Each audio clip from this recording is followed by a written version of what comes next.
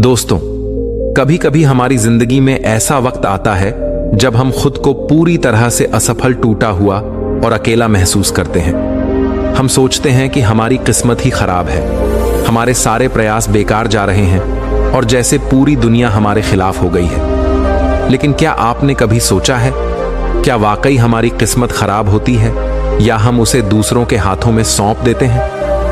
क्या हमारा दुख वास्तव में हमारी असफलता से होता है या दूसरों की सफलता से हमारी तुलना करने से?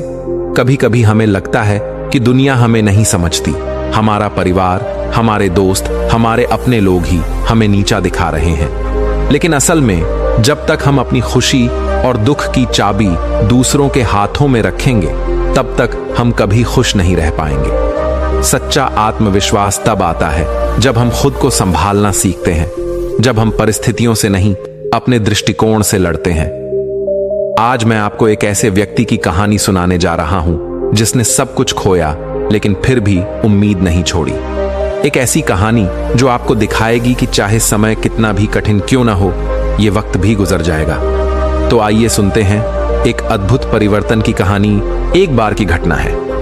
महात्मा बुद्ध के सबसे प्रिय और करीबी शिष्य आनंद एक बार कहीं जा रहे थे। तभी रास्ते में उन्होंने देखा कि एक अधेड़ उम्र का व्यक्ति एक चट्टान के ऊपर बैठकर रो रहा है। यह देखकर आनंद वहीं रुक गए और उस व्यक्ति के पास जाकर उसके दुखी होने का कारण पूछा।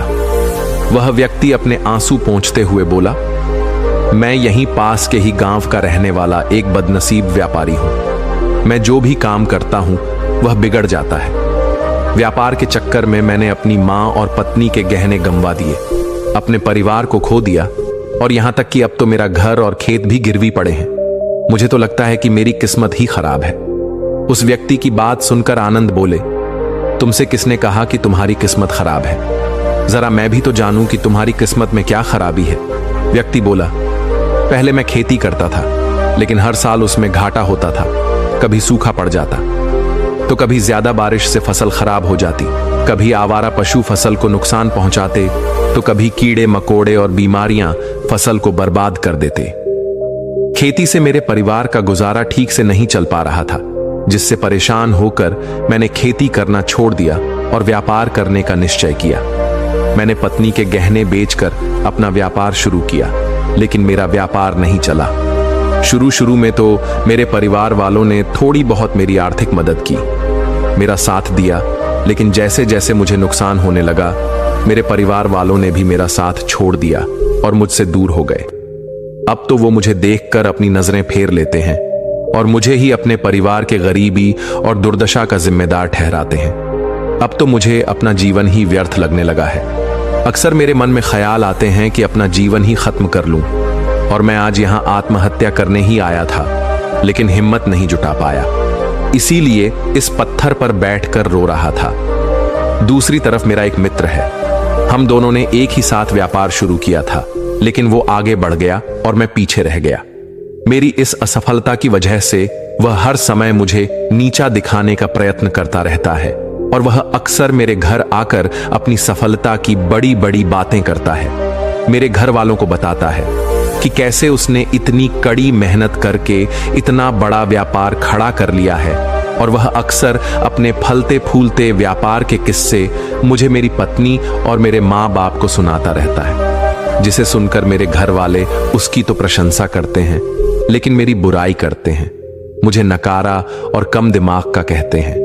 मेरी पत्नी और माँ मुझे बात बात पर ताने मारती हैं, जिससे मुझे बहुत दुख पहुंचता है और कई बार खुद की नाकामयाबी पर क्रोध भी आता है, लेकिन मुझे समझ नहीं आ रहा कि मैं क्या करूं। यह सुन भिक्षु आनंद ने पूछा, तुम्हें किस बात का दुख होता है, अपने असफल होने का या फिर मित्र के सफल होने का? यह सवाल सुनकर वह व्यक्ति एक पल के लिए सोच में पड़ गया, फिर बोला, अगर सच कहूं तो मुझे अपने असफल होने का उतना दुख नहीं होता जितना कि मित्र के सफल होने का होता है। भिक्षु आनंद ने अगला प्रश्न किया, अगर तुम्हारा मित्र व्यापार में असफल हो जाता और तुम सफल हो जाते तो क्या तुम खुश होते? व्यक्ति ने कहा, हां, मुझे बहुत खुशी होगी। आनंद बोले, इसका मतलब कि तुम्हारी खुशी तुम्हारे मित्र पर निर्भर करती है।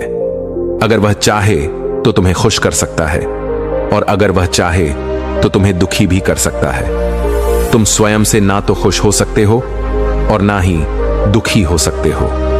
भिक्षु आनंद की बातें सुनकर व्यक्ति थोड़ी देर के लिए सोच में पड़ गया और फिर बोला, आपकी बातें सुनकर मुझे कुछ आशा बन रही है। तभी भिक्षु आनंद ने कहा, जब हम किसी से आशा बांध लेते हैं तो उस पर निर्भर हो जाते हैं, फिर खुशी और दुख भी उसी पर निर्भर करने लगते हैं। इसीलिए सबसे बेहतर है कि तुम स्वयं से ऐसा बांधो। जब तुम ऐसा करोगे और साथ ही पूरी मेहनत और ईमानदारी से काम करोगे तो तुम्हें सफलता अवश्य प्राप्त होगी। तुम्हें लगता है कि तुम्हारा मित्र तुम्हें नीचा दिखाने आता है, दुखी करने आता है, पर अगर ईमानदारी से विचार करो तो वह बातें तो सच्ची ही कहता है। वह अपने संघर्ष और अनुभव की बातें बताता है। तुम उन बातों से बहुत कुछ सीख सकते हो। तुम्हें तो इसके लिए उसका धन्यवाद करना चाहिए कि तुम्हें घर बैठे इतने सारे अनुभव मिल रहे हैं। तुम उन अनुभवों का लाभ उठाओ, नई शुरुआत करो, ईमानदारी से कर्म करते जाओ, हार मत मानो। एक दिन तुम्हें सफलता जरूर मिलेंगे। आज तुम जिसे अपना बुरा वक्त या बुरी किस्मत कह रहे हो, एक दिन यह बदल जाएगी और इसी के साथ तुम्हारी सोच और विचार भी बदल जाएंगे। और देखना, जब तुम्हारा अच्छा समय शुरू हो जाएगा तब तुम्हारा मित्र भी तुम्हें अपनी सफलताओं की कहानियों नहीं सुनाएगा। तब वह तुम्हें अपनी असफलताओं और परेशानियों की बातें सुनाएगा ताकि तुम उसकी बातें सुनकर भ्रमित हो जाओ, तुम्हारा आत्मविश्वास डगमगा जाए और तुम गलत निर्णय ले सको। लेकिन उस समय भी तुम्हें अपनी ही बुद्धि का प्रयोग करना होगा, स्वयं पर विश्वास रखना होगा।